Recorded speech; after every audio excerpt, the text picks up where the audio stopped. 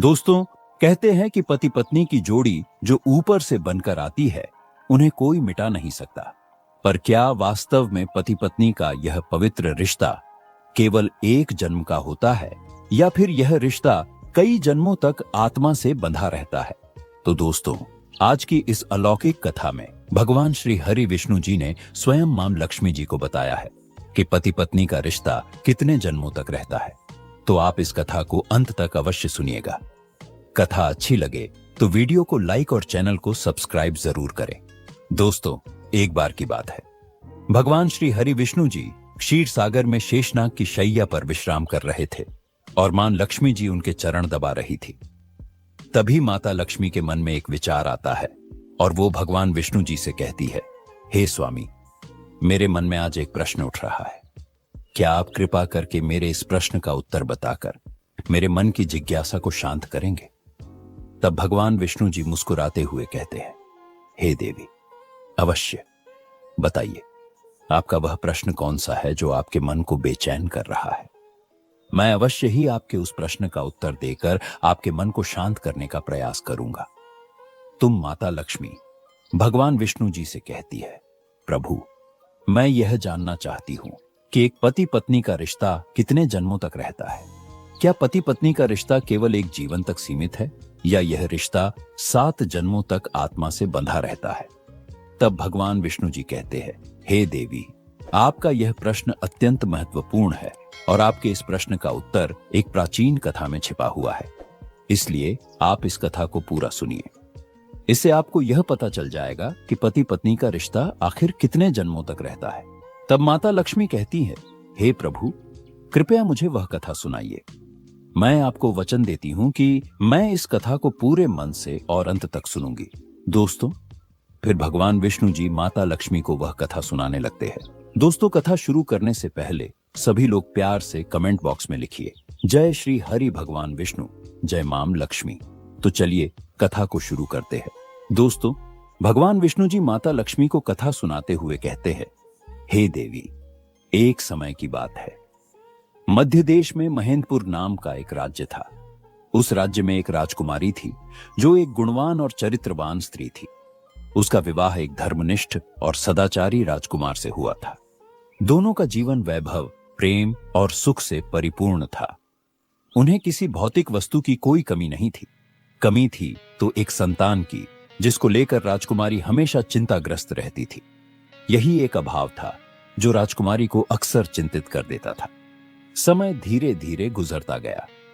भगवान विष्णु जी कथा सुनाते हुए आगे कहते हैं, हे देवी, फिर एक दिन अचानक राजकुमारी की तबीयत बहुत ज्यादा बिगड़ गई। उसे आभास होने लगा कि अब उसकी अंतिम घड़ी निकट है। उसने अपने प्रिय राजकुमार को पास बुलाया और कहा, प्रियवर, मैंने सदा आपको अपना सर्वस्व समझा है, हमेशा आपको प्रेम किया है और आपकी सेवा में कोई कमी नहीं छोड़ी। भगवान की पूजा भी की है, परंतु मैं आपके जीवन में संतान का सुख नहीं ला पाई। मुझे आभास हो रहा है कि मेरा जीवन अब कुछ पलों में ही समाप्त होने वाला है। राजकुमारी ने आगे कहा, हे प्रियवर, मेरे जाने के बाद दुखी मत होना। मेरी यादों के सहारे जीवन व्यतीत करना। मैं आपको वचन देती हूं कि अगले जन्म में फिर से आपकी पत्नी बनूंगी। तब मैं आपकी संतान की इच्छा अवश्य ही पूरी करूंगी। इतना कहकर उस राजकुमारी की मृत्यु हो जाती है। भगवान विष्णु जी माता लक्ष्मी जी से आगे कहते हैं, हे देवी, फिर समय आने पर एक दिन राजकुमार भी अपना शरीर त्याग देता है। फिर वह राजकुमार एक ऐसे राजा के घर जन्म लेता है जिसकी 100 रानियां थी। उन सभी रानियों के बीच वह राजा का एकलौता पुत्र था। उधर वह राजकुमारी भी एक ऐसे राजा के घर में जन्म लेती है जिसकी भी 100 रानियां थी। उन सभी के बीच वह राजा की इकलौती पुत्री थी। दोस्तों, वह जिस राजा का पुत्र था, उस राजा के पास एक अत्यधिक बुद्धिमान और निष्ठावान तोता था। वह राजा हर महत्वपूर्ण निर्णय में उस तोते की सलाह लिया करता था और उसकी बातों पर पूरी तरह से विश्वास करता था, चाहे समस्या कितनी भी जटिल क्यों ना हो। वह राजा तोते से परामर्श करना कभी नहीं भूलता था। फिर एक दिन उस राजा ने अपने तोते को बुलाकर कहा, हे तोते, मैं तुम्हें एक बहुत अहम कार्य सौंप रहा हूं जिसे तुम्हें पूरा करना है। तब तोते ने कहा, महाराज, मैं आपके लिए कुछ भी करने के लिए तैयार हूं, बस आप आज्ञा दे दीजिए। फिर राजा ने कहा, हे तोते, तुम तो जानते ही हो मेरा सिर्फ एक ही पुत्र है और मैं उसके लिए एक ऐसी राजकुमारी चाहता हूं जो हर दृष्टि से विशेष हो। तुम्हें बस वैसी ही राजकुमारी ढूंढनी है। उसके बाद राजा ने उस तोते को अपने मन की सारी बात बता दी कि वह कैसी बहू चाहता है। राजा की बात सुनकर वह तोता राजी हो गया। उसने राजा से कहा, महाराज, आप जैसी भी बहू चाहते हैं, कृपया उसके गुणों को एक कागज पर लिखकर मेरे पैर में बांध दीजिए। इसके बाद आप बेफिक्र हो जाइए। मैं वैसी ही राजकुमारी को ढूंढकर आपके पास ले आऊंगा जैसी आप चाहते हैं। तोते की यह आत्मविश्वासपूर्ण बात सुनकर राजा बहुत प्रसन्न हुए। उन्होंने तुरंत ही अपनी पसंद की राजकुमारी के गुणों को एक कागज पर लिख दिया और उस कागज को तोते के पैर में बांधते हुए राजा ने उसे इस महत्वपूर्ण कार्य के लिए भेज दिया। अब तोता राजकुमारी की खोज में एक पड़ोसी राज्य में जा पहुंचा, परंतु जब वह वहां पहुंचा तो मौसम ने अचानक करवट ले ली। वहां तेज बारिश शुरू हो गई। फिर उसे बारिश से बचने के लिए एक जंगल में किसी सुरक्षित जगह की शरण लेनी पड़ी। उड़ते उड़ते वह एक घने जंगल में जा पहुंचा। जंगल में उसे एक पुराना खोखला पेड़ दिखाई दिया। तोते ने सोचा कि यह पेड़ उसके आराम करने के लिए एकदम सही जगह है, तो वह वहां शरण लेने के लिए ठहर गया। भगवान विष्णु जी कहानी सुनाते हुए आगे कहते हैं, हे देवी, जैसे ही उस तोते ने उस खोखले पेड़ के अंदर जाने के लिए सोचा, तभी अंदर से एक आवाज आई, तुम अंदर मत घुसना, नहीं तो तुम अंधे हो जाओगे। यह सुनकर तोता बहुत घबरा गया और उसने पेड़ के अंदर जाने का विचार छोड़ दिया। वह पेड़ की जड़ के पास उगी हुई एक टहनी पर जाकर बैठ गया और बारिश रुकने का इंतजार करने लगा। जब बारिश रुक गई तो उस खोखली जगह में से एक मैना बाहर आई और सीधा तोते के पास आकर बैठ गई। फिर तोता और मैना दोनों बहुत देर तक बातें करते रहे। इस दौरान तोते ने मैना को सारी बात बताई कि वह कहां जा रहा है। तोते की बात सुनने के बाद मैना कहने लगी, आज की यह मुलाकात मेरे लिए बहुत खास रही है। फिर वह मैना तोते से आगे कहती है, जैसे आप अपने राजा के प्रति वफादार हैं, वैसे ही मैं भी अपने राजा के प्रति वफादार हूं। आप अपने राजा के पुत्र के लिए ऐसी राजकुमारी की खोज में निकले हैं जिसमें सभी गुण हों। ठीक उसी तरह मैं भी अपने राजा की पुत्री यानी राजकुमारी के लिए एक ऐसे राजकुमार की तलाश में हूं जो हर दृष्टि से श्रेष्ठ और गुणवान हो। भगवान विष्णु जी कहानी सुनाते हुए आगे कहते हैं, हे देवी। फिर वह तोता मैना से कहता है, हे मैना, हमारे राजा ने आदेश दिया है कि हमें ऐसी राजकुमारी ढूंढनी है जो ऐसे घराने से हो जहां राजा की 100 रानियां हों, क्योंकि हमारे राजा की भी 100 रानियां हैं। तब मैना कहती है, अब तो बात बन ही जाएगी, क्योंकि तुम्हारे राजा की 100 रानियां हैं और हमारे राजा की भी 100 रानियां हैं। तुम्हारे राजा का भी केवल एक पुत्र है और हमारे राजा की भी केवल एक पुत्री है। तुम्हारे राजा का पुत्र भी सर्वगुण संपन्न है और हमारे राजा की पुत्री भी हर गुण में श्रेष्ठ है। भगवान विष्णु जी कहानी सुनाते हुए आगे कहते हैं, हे देवी। इस प्रकार तोते ने मैना को राजकुमार की सारी पसंद विस्तार से बता दी और मैना ने भी राजकुमारी की रुचियां और विशेषताएं तोते को समझा दी। फिर दोनों, तोता और मैना, राजकुमारी के राज्य में आ गए। तोता मन ही मन बहुत खुश था। वह सोच रहा था कि अब मेरे राजा का सपना पूरा हो जाएगा। जैसी राजकुमारी वे चाहते थे वैसी ही राजकुमारी मुझे मिल चुकी है। अब उनकी हर इच्छा पूर्ण होगी। भगवान विष्णु जी कहानी सुनाते हुए आगे कहते हैं, हे देवी। जब तोता और मैना उड़ते हुए राजकुमारी के महल में पहुंचे तो महल के एक सिपाही ने उन्हें देख लिया। वह सिपाही तुरंत राजा के पास गया और बोला, महाराज, आपने मैना को जिस काम के लिए भेजा था उसने आपके साथ बहुत बड़ा विश्वासघात किया है। वह राजकुमार की तलाश में कहीं नहीं गई। मैंने अपनी आंखों से उसे एक तोते के साथ घूमते हुए देखा है। उसने आपकी आज्ञा का उल्लंघन किया है और आपकी बातों को पूरी तरह से भुला दिया है। सिपाही की यह बात सुनकर राजा को बहुत गुस्सा आ जाता है और वह तोता और मैना को दोनों को मारने का आदेश देता है। जब यह बात मैना को पता चली तो उसने तोते से कहा, हे तोता, हम दोनों की जान अब खतरे में है। हमें जितनी जल्दी हो सके यहां से भाग जाना चाहिए। अगर हम यहीं रुके रहे तो बेमौत मारे जाएंगे। इससे पहले कि राजा के सिपाही हमें ढूंढ ले चलो यहां से दूर भाग जाते हैं। फिर ऐसा सोचकर तोता और मैना ने तुरंत वहां से उड़ान भरी और बहुत दूर निकल गए। राजा के सिपाहियों ने तोता और मैना को ढूंढने की बहुत कोशिश की, लेकिन वे कहीं नहीं मिले। अंत में सिपाहियों ने यह मान लिया कि तोता और मैना को राजा के आदेश का पता चल गया होगा, इसलिए वे भाग गए होंगे। यह सोचकर राजा के सिपाही खाली हाथ महल लौट आए। भगवान विष्णु जी कहानी सुनाते हुए आगे कहते हैं, हे देवी, फिर कुछ दिन तक तोता और मैना ने इंतजार किया ताकि लोग उस बात को भूल जाएं। जब उन्हें लगा कि सही समय आ गया है, तो वे फिर से महल लौट आए और आकर तोता राजा के बाएं घुटने पर बैठ गया और मैना उनके दाएं घुटने पर बैठ गई। फिर मैना ने राजा से पूछा, हे महाराज, आप हमें क्यों मारना चाहते थे? हमने हमेशा आपकी वफादारी की है। आपके महल के सिपाही हमसे जलते हैं और इसलिए उन्होंने आपके सामने हमारी बुराई की।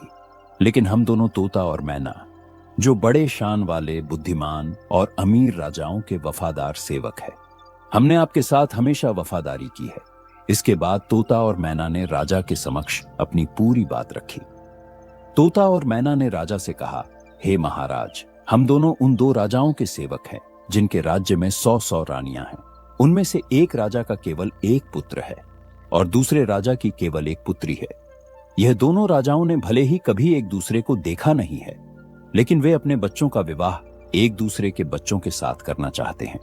एक राजा को ऐसी बहू चाहिए जैसे दूसरे राजा की पुत्री है, और दूसरे राजा को वैसा ही दामाद चाहिए जैसे पहले राजा का पुत्र है। तोता और मैना ने आगे कहा, महाराज देखिए, हम दोनों उन्हीं दो राजाओं के सेवक हैं। भगवान की कृपा से हम राज्य के बाहर एक जंगल में मिले और यह शुभ समाचार लेकर आपके पास आए हैं। भगवान विष्णु जी कहानी सुनाते हुए आगे कहते हैं, हे देवी। इस प्रकार तोता और मैना ने अपनी बात राजा से कही। उनकी बात सुनकर राजा बहुत प्रसन्न हुए। उसी समय तोते ने अपना पैर राजा की ओर बढ़ाया, जिस पर एक छोटा सा कागज बंधा हुआ था। उस कागज पर ठीक ठीक वही बातें लिखी थीं जो राजा ने अपनी पसंद को लेकर कही थी। राजा ने जब वह कागज पढ़ा तो उसके चेहरे पर प्रसन्नता छा गई। हालांकि शुरुआत में राजा को तोता और मैना की बातों पर थोड़ा संशय हुआ, परंतु जब उसने उनके पास मौजूद दोनों कागजों को मिलाकर देखा और हर बात एकदम सटीक पाई, तो उसकी सारी शंका समाप्त हो गई और उसे तोता मैना पर भरोसा हो गया। फिर राजा ने तोते के पैर से राजकुमार की सुंदर शाही तस्वीर निकाली और तुरंत उसे अपनी रानियों के पास भिजवा दिया। राजा ने रानियों से कहा कि इस तस्वीर को ध्यान से देखिए और बताइए, क्या यह राजकुमार हमारी राजकुमारी के लिए योग्य वर है या नहीं? क्या आप सभी रानियां इस राजकुमार को पसंद करती हो या नहीं? भगवान विष्णु जी कथा को आगे बढ़ाते हुए कहते हैं, हे देवी, कुछ दिन बीत गए पर रानियों की तरफ से कोई उत्तर नहीं आया। इस बीच राजकुमारी को राजकुमार की तस्वीर बहुत पसंद आ गई। वह राजकुमार की तस्वीर को हर समय अपने पास रखती थी और निहारती रहती थी। आखिरकार कुछ दिनों के बाद रानियों की तरफ से जवाब आया कि राजकुमार सबको पसंद आए। अब उसका विवाह जल्द ही हो जाना चाहिए, क्योंकि राजकुमारी तो राजकुमार को देखे बिना जी नहीं पा रही थी। जैसे ही रानियों का जवाब राजा के पास पहुंचा, तो राजा ने उस तोते को वापस भेजते हुए कहा, हे प्रिय तोता, अपने राजा से जाकर कह दो कि राजकुमार के लिए उसकी मनपसंद राजकुमारी मिल गई है और 3 महीने के भीतर विवाह के लिए हमारे पास आ जाए। फिर तोते ने आदर पूर्वक झुककर राजा को प्रणाम किया और अपने देश की ओर निकल पड़ा। अपने देश पहुंचकर उसने राजा को अपनी यात्रा की सफलता के बारे में विस्तार से बताया। जब राजा ने यह सुना कि उसे अपने राजकुमार के लिए वैसी ही राजकुमारी मिली है जैसी वह चाहता था, तो वह बहुत खुश हुआ। फिर राजा ने तुरंत इस शुभ समाचार का भव्य रूप से जश्न मनाने का आदेश दे दिया। राजा ने अपने पुत्र के लिए सबसे कीमती और बेहतरीन कपड़े बनवाए। घोड़ों के लिए शानदार जीन बनवाई गई। सिपाहियों के लिए भी नई और आकर्षक वेशभूषा बनवाई गई। इसके अलावा अनेक प्रकार की भेंटें, जैसे अनमोल हीरे जवाहरात, सुंदर वस्त्र, मुश्किल से मिलने वाले फल, कीमती मसाले और उत्तम इत्र इकट्ठा किए गए। राजा ने हर चीज बड़ी सावधानी और ध्यान से तैयार करवाई ताकि इस मौके को यादगार बनाया जा सके। भगवान विष्णु जी कहानी सुनाते हुए आगे कहते हैं, हे देवी, महीने बहुत जल्दी बीत गए। इतनी तैयारियों में समय कब निकल गया पता ही नहीं चला। लेकिन अफसोस शादी से कुछ दिन पहले ही राजकुमार के पिता यानी राजा बहुत बीमार पड़ गए और उनकी मृत्यु हो गई। यह घटना परिवार के लिए एक बहुत बड़ा आघात था। राजकुमार को विवाह के लिए जाना स्थगित करना पड़ा, क्योंकि ऐसे दुखद समय में राजकुमार का विवाह पर जाना अपने पिता का अपमान करना दिखाता था। फिर जैसे ही राजकुमार के पिता की मौत के शोक का समय बीता, तो फिर राजकुमार तोते के साथ राजकुमारी के देश की ओर रवाना हो गया। राजकुमारी का देश ज्यादा दूर नहीं था, इसलिए राजकुमार तोते के साथ जल्दी ही वहां पहुंच गया। उसने अपना डेरा राजकुमारी के महल के पास वाले बगीचे में डाल दिया। भगवान विष्णु जी कहानी सुनाते हुए आगे कहते हैं, हे देवी, यदि उस दिन राजकुमार ने उस बगीचे में अपना डेरा न डाला होता तो अच्छा होता, क्योंकि उसी बगीचे में उसका प्रिय तोता मारा गया। उस बगीचे के माली ने उस तोते को मार दिया। हुआ यूं कि बगीचे में खजूर के एक पेड़ पर बैठा हुआ वह तोता खजूरें तोड़ तोड़कर राजकुमार की ओर फेंक रहा था। लेकिन यह बात उस बाग के माली को अच्छी नहीं लगी, तो उसने क्रोध में आकर तोते को मार डाला। जैसे ही यह घटना घटी, राजकुमार पर मानो दुखों का पहाड़ टूट पड़ा। उसके कुछ देर के बाद ही उसने सुना कि राजकुमारी के पिता ने अब अपनी पुत्री का विवाह उससे करने से इनकार कर दिया था। कारण यह था कि राजकुमार के पिता अब इस संसार में नहीं रहे थे और अब वे इस विवाह को उचित नहीं मानते थे। भगवान विष्णु जी कहानी सुनाते हुए आगे कहते हैं, हे देवी, अब बगीचे में डेरा डालने के कुछ दिन बाद ही राजकुमारी बाहर सैर करने के लिए अपनी पालकी में जा रही थी, तो संयोगवश वह उसी रास्ते से गुजरी जहां राजकुमार ने बगीचे में अपना डेरा डाल रखा था। जैसे ही उसकी दृष्टि बगीचे की ओर गई, उसकी नजर राजकुमार पर पड़ी। राजकुमारी ने राजकुमार को तुरंत पहचान लिया, क्योंकि उसकी तस्वीर अभी भी राजकुमारी के पास थी। राजकुमारी ने उस समय कुछ नहीं कहा, बस चुपचाप अपनी पालकी ढोने वाले कहारों को वापस महल चलने का आदेश दिया, क्योंकि राजकुमारी को उसका प्रेमी मिल गया था। उसी समय से राजकुमारी को सब कुछ अच्छा लगने लगा था। शाम को भोजन के समय राजकुमारी ने अपनी थाली से आधा खाना खाया और बाकी का खाना राजकुमार की तस्वीर के साथ राजकुमार को भेज दिया। राजकुमारी ने अपनी प्रिय सेविका से कहा कि वह राजकुमार से कहे कि यह भोजन स्वीकार करे। यदि वह इस भोजन को इनकार करे तो उसे कहना अपनी उंगली इस भोजन में घुसा ले। फिर सेविका ने वैसा ही किया जैसा राजकुमारी ने कहा था। जब राजकुमार ने भोजन करने से मना किया तो सेविका ने उसे भोजन में अपनी उंगली घुसाने के लिए कहा। जैसे ही राजकुमार ने थाली के चावल में अपनी उंगली डाली तो उसे वहां उसकी तस्वीर मिली। राजकुमार सोचने लगा, राजकुमारी तो मुझसे प्रेम करती है। यह सोचकर उसने अपने हाथ पोंछे और तुरंत राजकुमारी के लिए एक चिट्ठी लिखी, जिसे उसने सेविका के साथ राजकुमारी के पास भेज दिया। जब राजकुमारी ने वह चिट्ठी पढ़ी तो उसके मन में राजकुमार से मिलने की प्रबल इच्छा जाग उठी। आधी रात को चुपचाप उसने अपना घोड़ा तैयार करवाया और सोने की अशर्फियों से भरी हुई एक थैली लेकर महल से बाहर निकल पड़ी, जहां राजकुमार ठहरा हुआ था। फिर राजकुमारी राजकुमार के पास पहुंच गई और राजकुमार से कहने लगी, तुम चौंको मत, मैं जानती हूं यह अचानक हुआ है, लेकिन मैं तुमसे बहुत प्रेम करती हूं, इसलिए बिना किसी को बताए छिपकर तुम्हारे पास आई हूं। मेरे पिता हमारे विवाह के लिए कभी सहमति नहीं देंगे, इसलिए मैं तुमसे अनुरोध करती हूं, अपना घोड़ा तैयार करो और मुझे अपने देश ले चलो, जहां हम दोनों बिना किसी भय और रोक टोक के एक साथ रह सकें। भगवान विष्णु जी कहानी सुनाते हुए आगे कहते हैं, हे देवी, फिर राजकुमार और राजकुमारी दोनों अपने अपने घोड़ों पर सवार होकर राज्य की सीमाओं से बाहर निकल पड़े। चलते चलते वे एक ऐसे नगर में पहुंचे जहां पर उनकी जान बहुत बड़े खतरे में पड़ गई। वह जीस नगर में पहुंचे। उस नगर में एक जादूगरनी रहती थी जो अपनी काली शक्तियों के लिए प्रसिद्ध थी। उस जादूगरनी की एक पुत्री थी जो जितनी सुंदर थी उतनी ही चालाक भी थी। जैसे ही उसकी नजर राजकुमार पर पड़ी, वह उसकी सुंदरता पर मोहित हो गई। मन ही मन उसने निश्चय कर लिया कि वह उसी राजकुमार से विवाह करेगी, चाहे जो भी करना पड़े। अब वह जादूगरनी की बेटी यह सोचने लगी कि आखिर कैसे वह उस राजकुमार को अपना बना सके। उसे एक चाल सूझी। उसने अपनी मां से कहा, मां, क्यों ना हम उस राजकुमार और राजकुमारी को अपने घर भोजन पर आमंत्रित करें। तब जादूगरनी ने अपनी बेटी की बात मान ली और एक योजना बनाई। उसने राजकुमार और राजकुमारी दोनों को अपने घर भोजन के लिए आमंत्रित किया। फिर राजकुमार और राजकुमारी दोनों उस जादूगरनी के घर भोजन करने पहुंचे। लेकिन जैसे ही वे अंदर गए, जादूगरनी ने एक चाल चली। उसने राजकुमार को एक अलग कमरे में बुलवाया और उसके गले में एक रस्सी का फंदा डाल दिया। रस्सी का फंदा डालते ही वह राजकुमार एक भैंसे के रूप में बदल गया। फिर जादूगरनी ने तुरंत उसे पिछले दरवाजे से बाहर निकाला और एक सुरक्षित स्थान पर ले जाकर उसे बांध दिया। उसके साथ ही उसने अपनी बेटी को भी उस भैंस रूपी राजकुमार के पास भेज दिया। इधर राजकुमारी भोजन करने के बाद अपने प्रेमी राजकुमार को ढूंढने लगी, लेकिन वह उसे कहीं नहीं मिला। क्योंकि राजकुमार अब एक भैंसा बन चुका था, इसलिए राजकुमारी उसे पहचान ही नहीं सकी। भगवान विष्णु जी कहानी सुनाते हुए आगे कहते हैं, हे देवी, इधर दिन भर वह भैंसा रूपी राजकुमार जादूगरनी की बेटी के पीछे पीछे घूमता रहता। वह जहां भी जाती, वह भैंसा उसके पीछे साए की तरह चलता। फिर वह जादूगरनी की बेटी हर रात भैंसे के गले में पड़ी रस्सी का फंदा खोल देती थी और वह भैंसा फिर से अपने असली रूप यानी राजकुमार में बदल जाता था।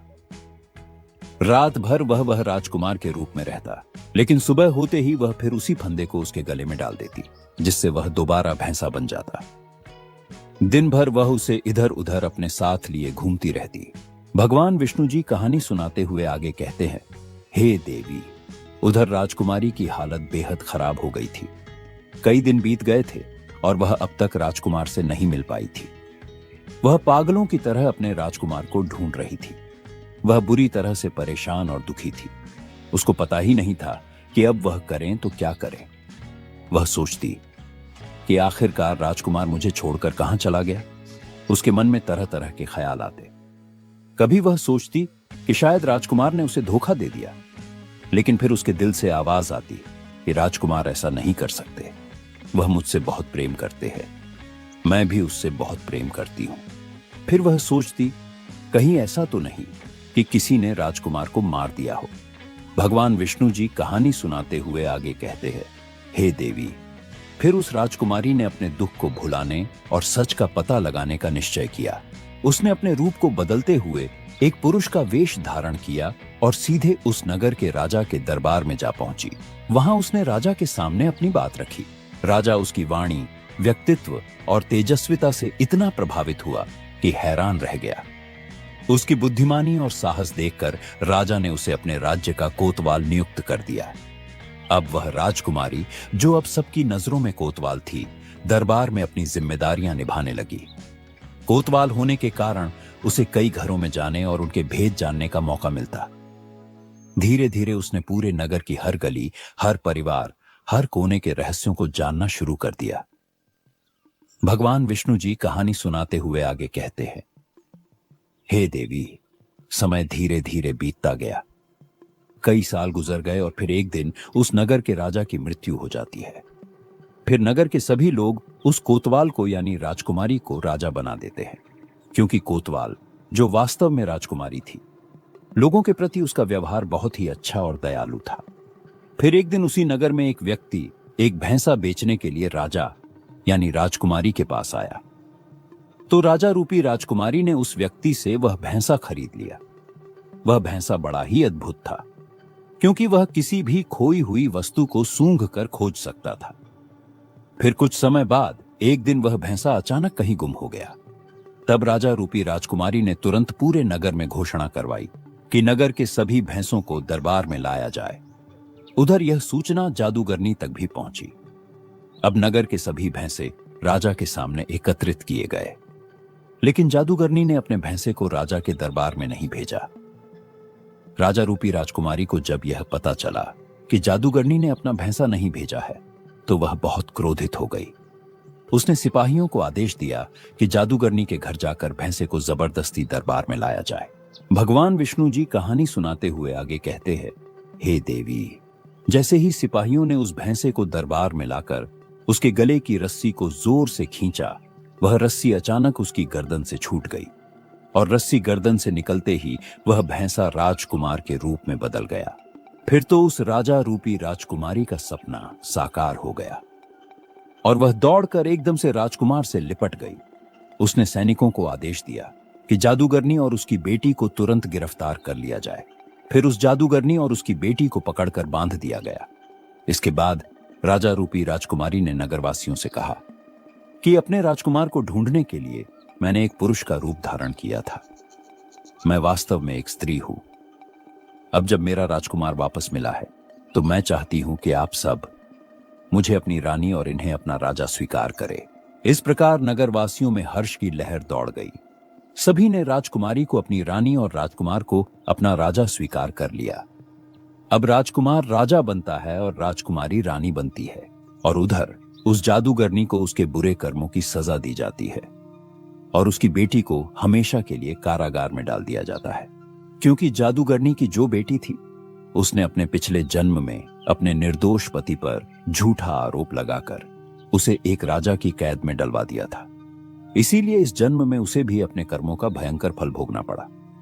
भगवान विष्णु जी कहानी सुनाते हुए आगे कहते हैं, हे देवी, फिर वह राजकुमार और राजकुमारी राजा और रानी बनकर एक दिन घूमने के लिए जाते हैं, और जब वे जंगल से होकर गुजरते हैं तो वह एक वृक्ष के पास आराम करने लगते हैं। वह वृक्ष बहुत पुराना था और उस पर राजकुमार और राजकुमारी ने अपने पिछले जन्म में एक प्रेम चिन्ह अंकित किया था जो पूरी तरह से सुरक्षित था। जैसे ही उनकी नजर उस चिन्ह पर पड़ी तो एकदम से उन दोनों को अपने पूर्व जन्म की सारी बातें याद आ जाती है और उनके जीवन में एक खुशी की लहर दौड़ जाती है। फिर वह राजकुमारी राजकुमार से कहती है, हे प्रियवर, अब मुझे सब कुछ स्मरण हो आया है। मैं आपको पिछले जन्म से ही प्रेम करती आई हूं और आप भी मुझसे उतना ही प्रेम करते थे। मैंने उस जीवन में भी आपकी सेवा में कोई कमी नहीं छोड़ी थी, लेकिन मुझे केवल इस बात का दुख था कि मैं आपकी खुशी के लिए एक संतान को जन्म नहीं दे सकी। लेकिन देखिए, ईश्वर ने हम दोनों को फिर से इस जन्म में एक कर दिया है। हम फिर से पति पत्नी के रूप में एक साथ हैं, क्योंकि यह हमारा सच्चा प्रेम था। मुझे पूर्ण विश्वास है कि इस जन्म में भगवान हमारी प्रार्थनाएं अवश्य सुनेंगे और हमें संतान का सुख अवश्य प्राप्त होगा। भगवान विष्णु जी कहानी सुनाते हुए आगे कहते हैं, हे देवी, समय धीरे धीरे बीत जाता है। उनके पिछले जन्म की सभी अधूरी इच्छाएं इस जन्म में एक एक करके पूरी होने लगी। कुछ समय बाद रानी गर्भवती हो जाती है और समय आने पर एक सुंदर पुत्र को जन्म देती है। इस प्रकार एक पत्नी ने अगले जन्म में अपने पति को फिर से प्राप्त किया और उसकी खुशी के लिए एक पुत्र रत्न को जन्म दिया। दोस्तों, फिर भगवान विष्णु जी माता लक्ष्मी से कहते हैं, हे देवी, इस कथा से हमें यह ज्ञान की बात प्राप्त होती है कि यदि स्त्री और पुरुष एक दूसरे से सच्चा प्रेम करते हैं तो ऐसे पति पत्नी का रिश्ता जन्म जन्मांतर का होता है। वही अगर स्त्री पुरुष को धोखा देती है तो उसे भी धोखा ही मिलता है, और यदि पुरुष किसी स्त्री को धोखा देता है तो पुरुष को भी धोखा ही मिलता है। पति पत्नी का रिश्ता अटूट विश्वास का होता है, इसीलिए पति पत्नी को हमेशा एक दूसरे के साथ विश्वास बनाए रखना चाहिए। जो स्त्री पुरुष विश्वास की डोर मजबूत रखते हैं वे 7 जन्मों तक पति पत्नी के रूप में मिलते हैं और उनके पिछले जन्म की अधूरी इच्छाएं भी भाग्य की देवी पूरी करती हैं। जिस प्रकार राजकुमारी को अगले जन्म में वही प्रिय राजकुमार पति के रूप में मिला और जो संतान प्राप्ति की अभिलाषा अधूरी रह गई थी वह भी इस जन्म में पूरी हो गई। फिर भगवान विष्णु जी माता लक्ष्मी से आगे कहते हैं, हे देवी, इस कथा से दूसरी ज्ञान की बात यह प्राप्त होती है कि जो भाग्य में नहीं होता वह कभी नहीं मिलता। जादूगरनी की बेटी का आचरण शुद्ध नहीं था। वह अपनी काली शक्तियों का सहारा लेकर राजकुमार को पाना चाहती थी, लेकिन राजकुमार उसके भाग्य में नहीं था। इसलिए लाख कोशिशों के बावजूद भी वह उसे प्राप्त नहीं कर सकी, क्योंकि जो भाग्य में नहीं होता वो कभी प्राप्त नहीं होता। दोस्तों, फिर माता लक्ष्मी कथा को पूरा सुनने के बाद भगवान विष्णु जी से कहती है, हे प्रभु, अब मुझे मेरे प्रश्न का उत्तर मिल गया है और मैं इस कथा को सुनकर पूर्ण संतुष्ट हो गई हूं। तो दोस्तों, आशा करता हूं आपको आज की यह कथा जरूर पसंद आई होगी। अगर आपको आज की यह कथा कुछ सिखा गई हो तो इस वीडियो को लाइक जरूर करें और इसे अपने दोस्तों के साथ भी शेयर करें और हमारे चैनल को सब्सक्राइब करना ना भूलें। प्रेम ले कमेंट बॉक्स में लिखिए, जय श्री राधे कृष्ण। तो मिलते हैं अगले वीडियो में। तब तक के लिए आप अपना ख्याल रखें। धन्यवाद।